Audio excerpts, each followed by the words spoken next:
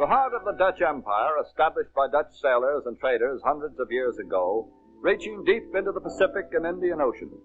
An empire that was managed peacefully and profitably for both the colonizers and the natives. Education was encouraged.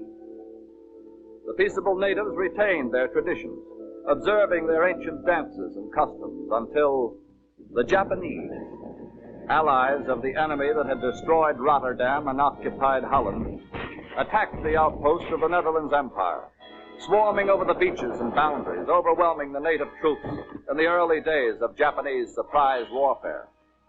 The government of the Dutch Empire escaped to London to carry on the war in exile under the leadership of Queen Wilhelmina.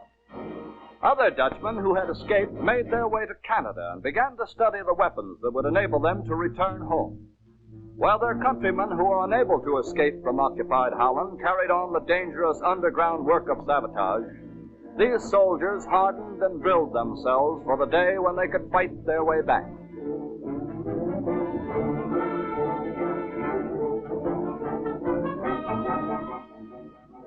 And in the United States, at an airfield in Mississippi, Dutch flyers from all over the world train in P-40s to avenge the crime of Holland.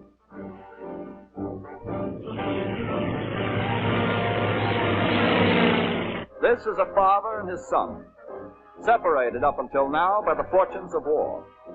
Men from Suriname and Guyana, from Java and Curacao and Amsterdam, men whose planes were shot from underneath them in the battles of the Malay Peninsula. Holland declared war on Japan immediately after Pearl Harbor. And these men destroyed one Japanese ship a day until their planes gave out.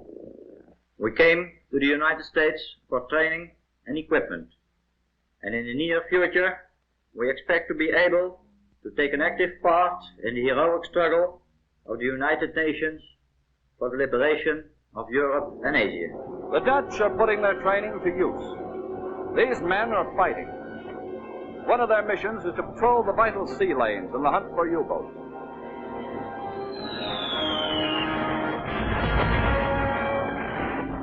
Seafaring Dutchmen, the descendants of sailors who once ruled the seas of the world, patrol the coastal waters of the colony.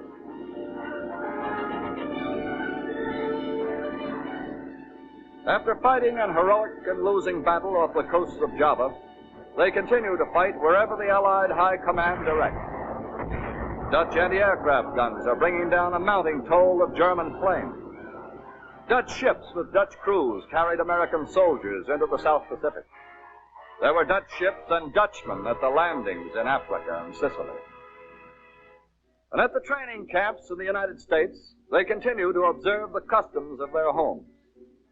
You take off your shoes to eat a rice taffel. Eating this dish takes skill and practice, and the ceremony reminds these Javanese flyers of their homes in Japanese-occupied Java. The ceremonial dances are the same, but the place is a Mississippi recreation hall, and not an island in the east.